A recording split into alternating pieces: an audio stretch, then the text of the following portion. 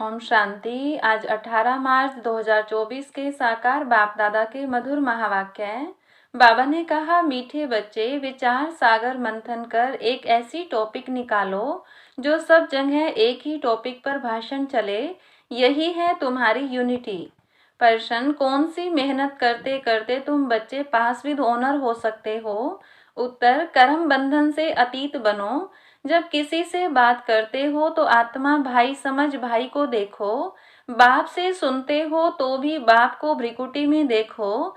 भाई भाई की दृष्टि से वह स्नेह और संबंध पक्का हो जाएगा। यही मेहनत का काम है।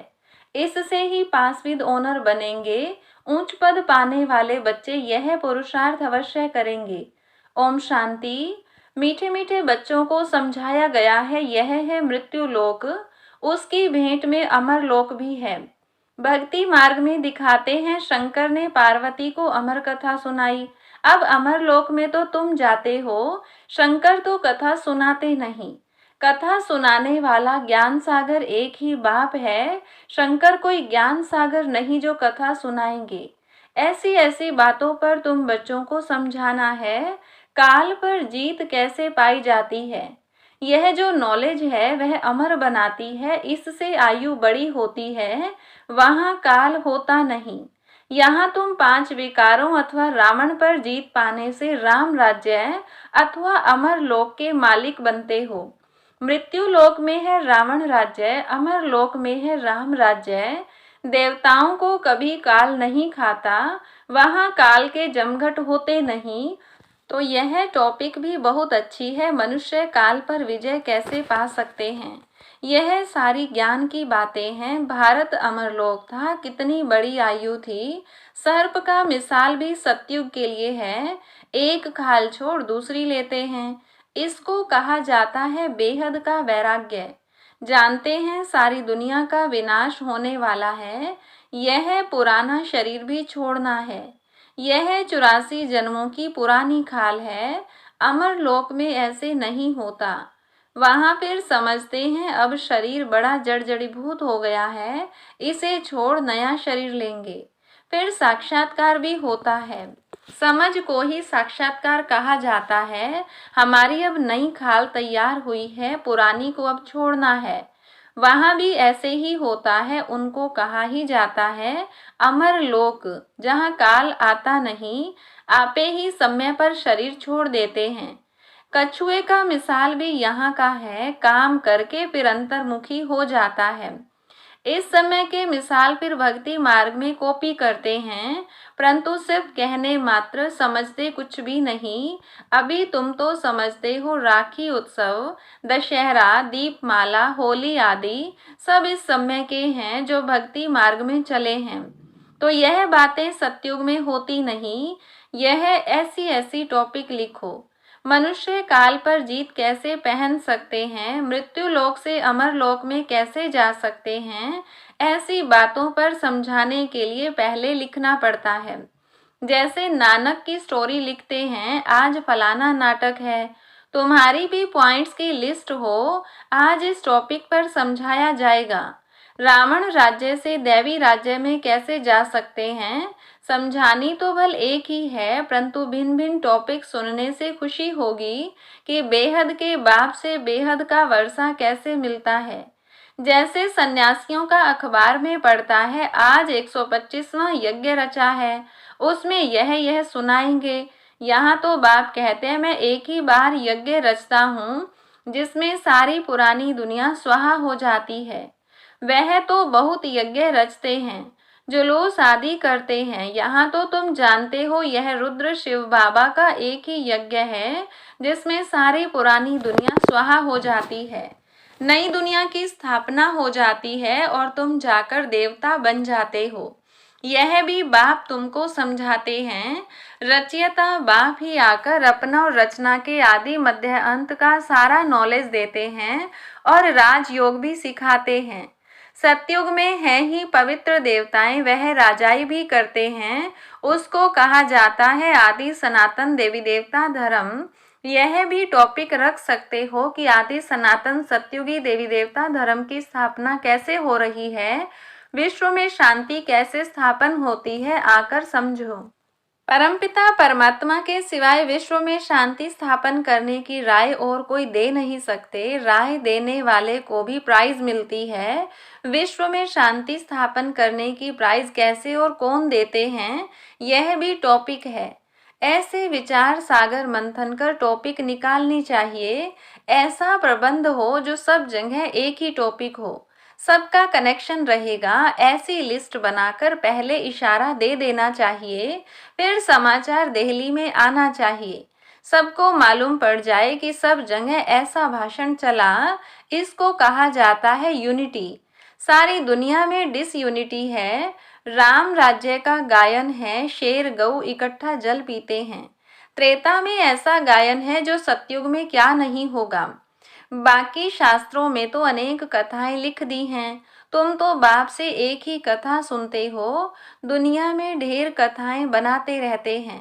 द्वापर से लेकर कलयुग तक जो भी शास्त्र आदि चलते हैं वहां तो वह होते नहीं। भक्ति मार्ग की सब बातें पूरी हो जाती हैं। यहाँ तुम जो कुछ भी देखते हो वह सब है इविल। उनको देखते हुए न देखो, सुनते हुए न सुनो। अब जो बाप समझाते हैं वही बुद्धि में रखो। हम संगम युगी ब्राह्मण कितने ऊंच हैं, देवताओं से भी ऊंच हैं। इस समय हम ईश्वरीय औलाद हैं। धीरे धीरे वृद्धि को पाते रहते हैं। इतनी सहज बात भी किसकी बुद्धि में नहीं आती है। हम ईश्वरीय संतान हैं तो जरूर स्वर्ग के मालिक होने चाहिए, क्योंकि वह बाप स्वर्ग की स्थापना करते हैं। करोड़ों वर्ष कह देने कारण कोई बात याद नहीं रहती है। बाप आकर याद दिलाते हैं। यह तो 5000 वर्ष की बात है। तुम देवी देवता थे, अब फिर तुमको वही बनाते हैं। सम्मुख सुनने से कितनी खुशी और रिफ्रेशमेंट आ जाती है। बच्चे जो सयाने हैं, समझू हैं, उनकी बुद्धि में आता है। हमको बाप से वर्षा तो जरूर लेना है। बाप नई दुनिया रचते हैं तो जरूर हम भी नई दुनिया में होने चाहिए। एक बाप के तो सब बच्चे हैं। सबका धर्म, सबके रहने का स्थान, आना जाना सब भिन्न भिन्न प्रकार का है। कैसे जाकर मूल वतन में निवास करते हैं यह भी बुद्धि में है।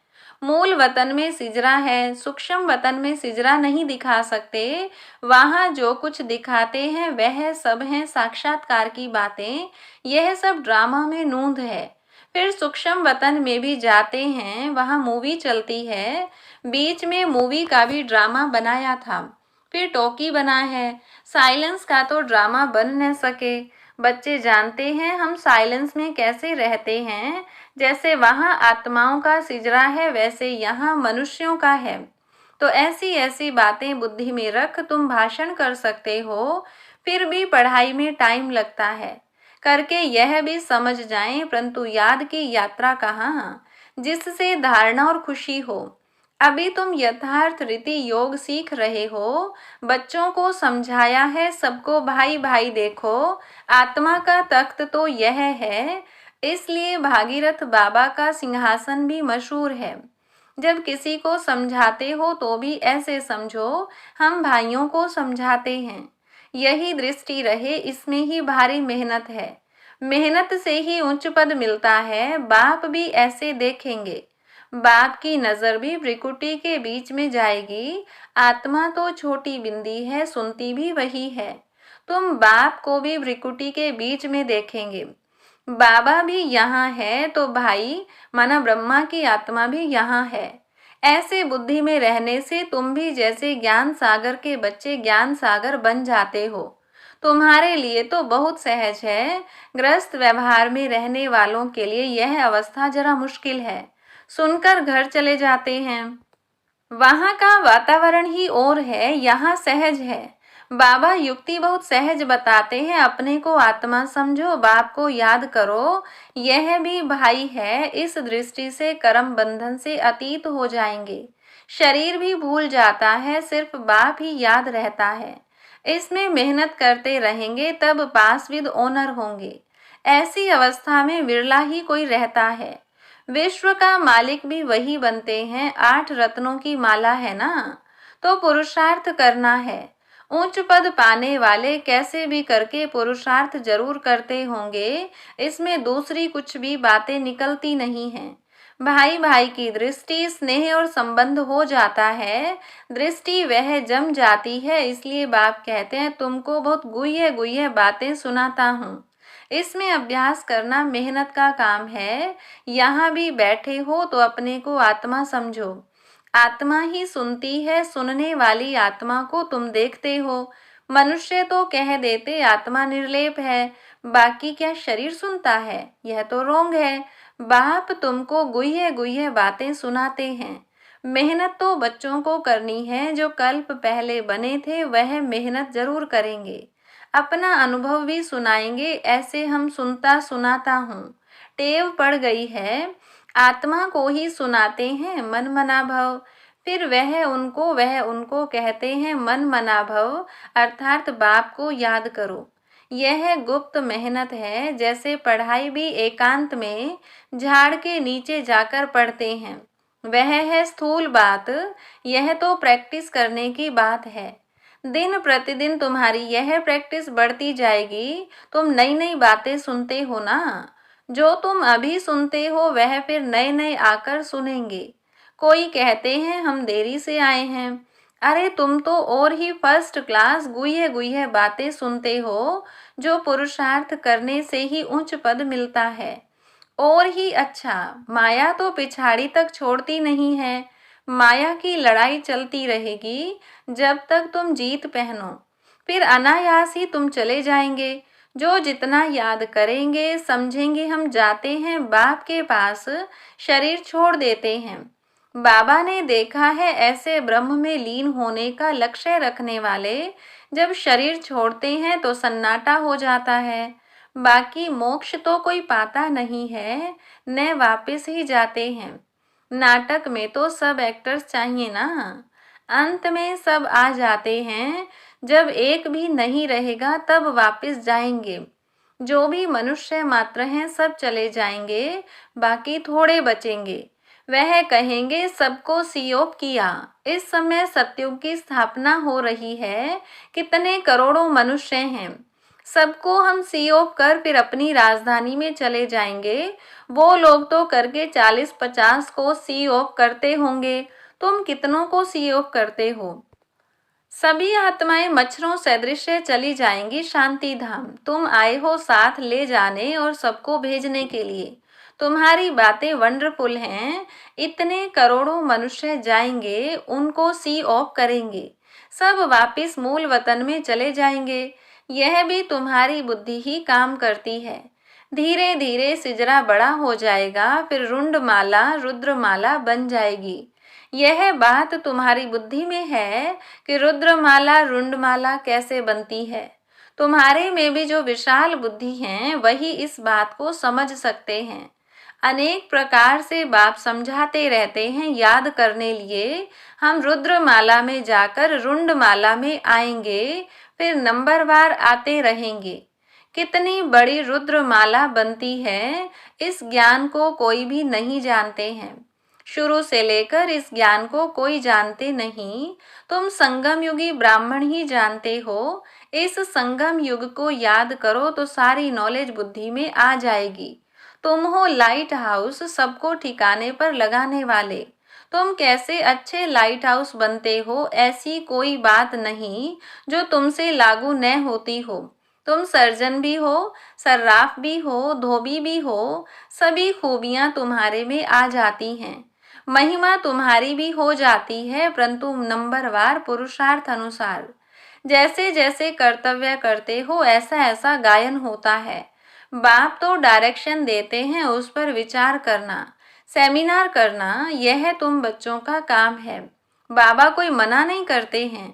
अच्छा, बहुत सुनाने से क्या फायदा? बाप कहते हैं मन मना भव। बाबा तुम्हें कितना तरावटी माल खिलाते हैं। अच्छा, मीठे मीठे सिकिलधे बच्चों प्रति माता पिता बाप दादा का याद प्यार और गुड मॉर्निंग। रूहानी बाप की रूहानी बच्चों को नमस्ते। रूहानी बच्चों की रूहानी बाप दादा को नमस्ते। Good morning. धारणा के लिए मुख्य सार। पहली पॉइंट, सदा नशा रहे कि हम संगम युगी ब्राह्मण देवताओं से भी उच्च हैं, क्योंकि अभी हम ईश्वरीय औलाद हैं, हम मास्टर ज्ञान सागर हैं। सभी खूबियां इस समय हमारे में भर रही हैं। दूसरी पॉइंट, जो बाप समझाते हैं वही बुद्धि में रखना है, बाकी कुछ भी सुनते हुए न सुनो, देखते हुए न देखो। Hear no evil, see no evil. वरदान, ईश्वरीय सेवा द्वारा वैरायटी मेवा प्राप्त करने वाली अधिकारी आत्मा भव। कहा जाता है करो सेवा तो मिले मेवा। ईश्वरीय ज्ञान देना ही ईश्वरीय सेवा है। जो यह सेवा करते हैं उन्हें अतीन्द्रिय सुख का, शक्तियों का, खुशी का वैरायटी मेवा मिलता है। आप ब्राह्मण ही इसके अधिकारी हो, क्योंकि आपका काम ही है ईश्वरीय पढ़ाई पढ़ना और पढ़ाना, जिससे ईश्वर के बन जाएं। तो ऐसी ईश्वरीय सेवा करने से ईश्वरीय फल के अधिकारी बन गए। इस नशे में रहो। स्लोगन, बाप के साथ रहकर कर्म करो तो डबल लाइट रहेंगे। अच्छा, ओम शांति।